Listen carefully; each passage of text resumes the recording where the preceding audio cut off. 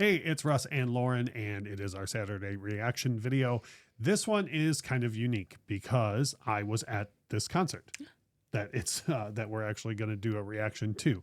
So I was in the Pontiac Silverdome for this performance, and then the next day watched the VMAs back and like tried it very much in vain to see myself in the eyes. Well, it's a 90,000 seat stadium. There's like no way you could see me in the crowd. But this is very fun because U2 performed on the 1992 VMAs, but they were in Detroit at the Pontiac Silverdome.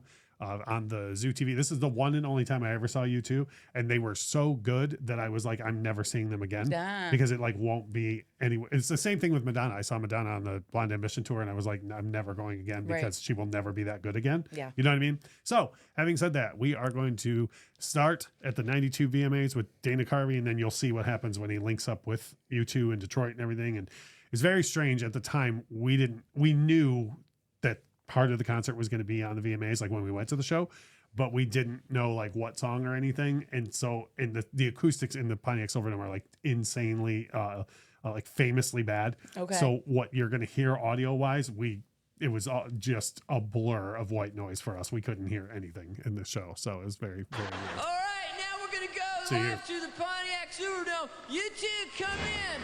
I thought you said it was going to be Dana Carvey. That's Garth. Yeah, that is Garth. So you see when they hook up with them here, I can't remember what they opened with. This might be what they opened with, but they're finishing the song "The Fly" from Achtung Baby, and then a very, in my opinion, poorly planned skit occurs before the song.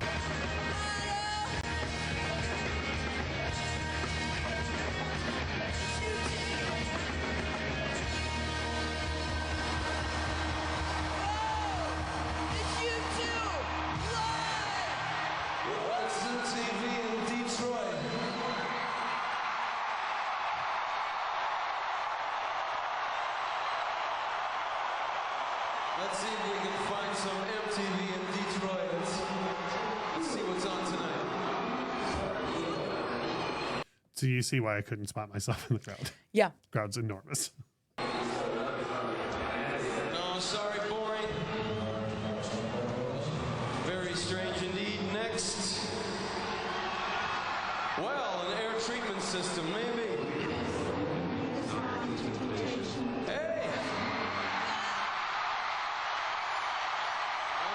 So yeah, we could like see that Dana Carvey was on there, but like you were like, what's happening? Yeah, like you get an idea for how bad the acoustics are in the Silverdome. Just listen to Bono's voice on the professional mix, and then be in a domed 90,000 seat place. That's too much. Bono, anytime Bono spoke at all, you in the crowd was pretty much like, you know, like you couldn't. Okay, so he was like a Peanuts Yes. adult. It's Bono! Who is this dude?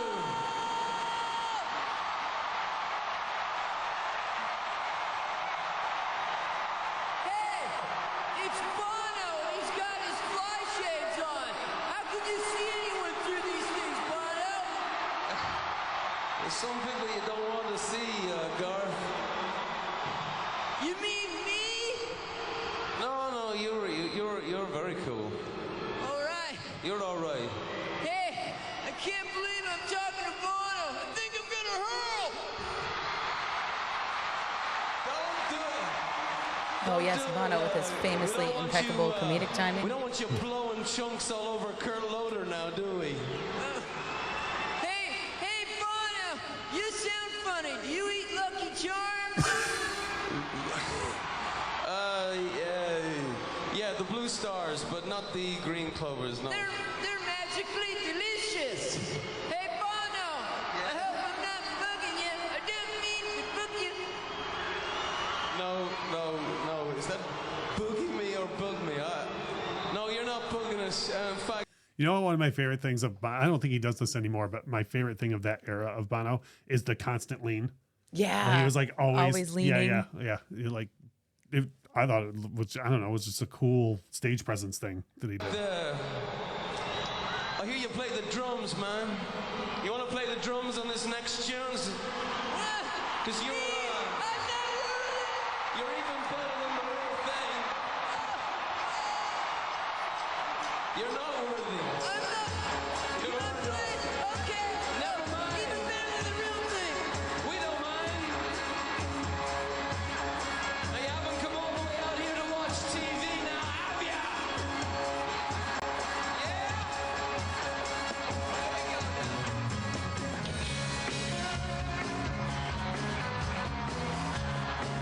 before this song really gets going, I'd also like to say I think this song is really underrated. Like the a lot of the singles off this record were huge, and this should have got more like recognition, I think.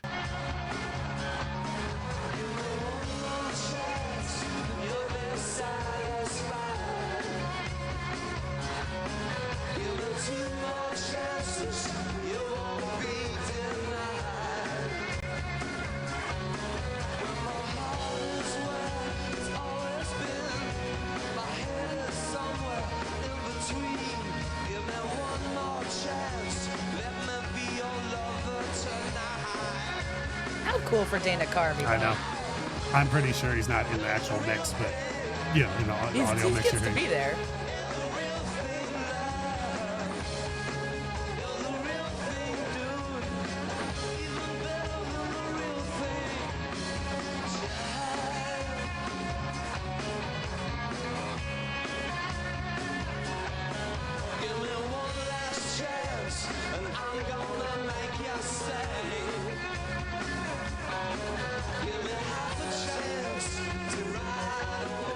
I dig the high harmony on this song the whole time. It's almost distracting.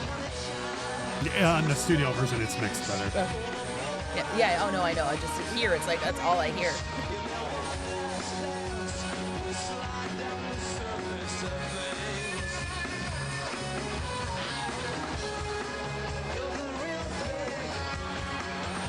Isn't Edge doing the high harmony? Yeah. Okay. Yeah.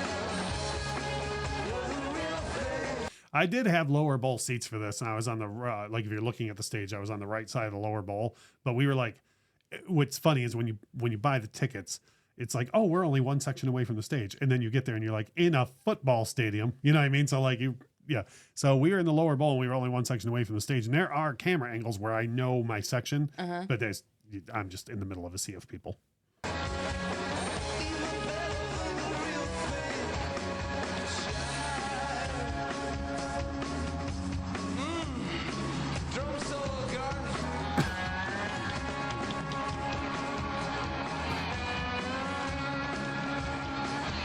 Sounded like they were going to bring him up in the mix for a second.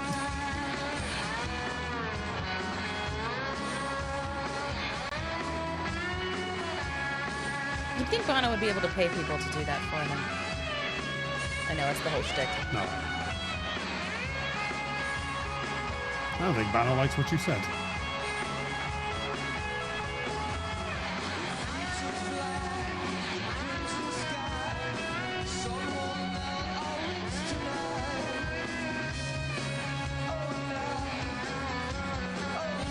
I will say at the time, I know this probably all seems so remedial now to people watching this, but at the time in 92, like this show was a technical feat, like having all of those TVs and being able to do a live feed and be able to do, because that bit where he went and found MTV on TV, that was like part of the show regularly where he would flip through channels and stuff.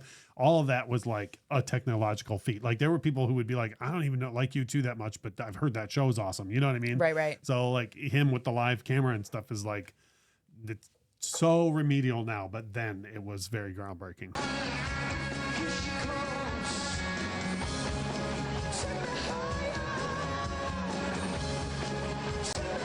He's been spinning for a very long time. I was going to say, Bono needs to calm down. Chill out, Paul.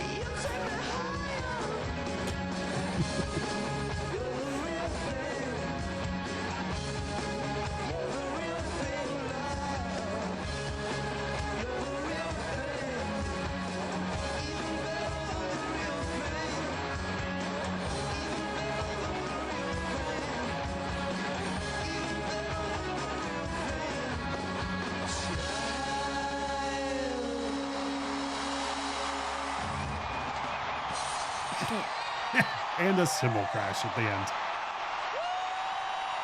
But yeah, it was so much fun to be a part of that. And just two quick notes from the show. Yeah, because we got the whole rest of the concert after that. Two other notes just from the concert itself that I loved. One, I like a lot of Achtung Baby and Prior, U2. So this isn't really pooping on any other material. But the one song that I wanted to hear was Angel of Harlem. I love that song. In the middle of the show, they came out to the center of the floor and did a little acoustic set. And Angel of Harlem was in the acoustic set, which Neat. was awesome. And then they closed the whole show with a cover of Can't Help Falling in Love by Elvis, but not like Elvis would do it double time in concert to end his show, but they did like the original Okay.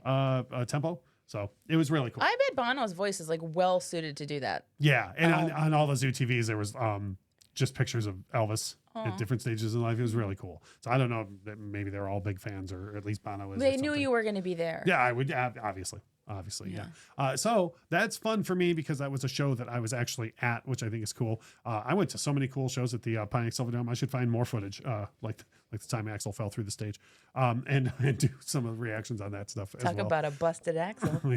Oh, zing. This has been Russ and Lauren doing our Saturday reaction. If you would please drop a like on the video, drop us a comment. Maybe if you were at the VMAs that night or something, or you saw this tour, leave us a comment and let us know. And as we always say, thank you so much for watching.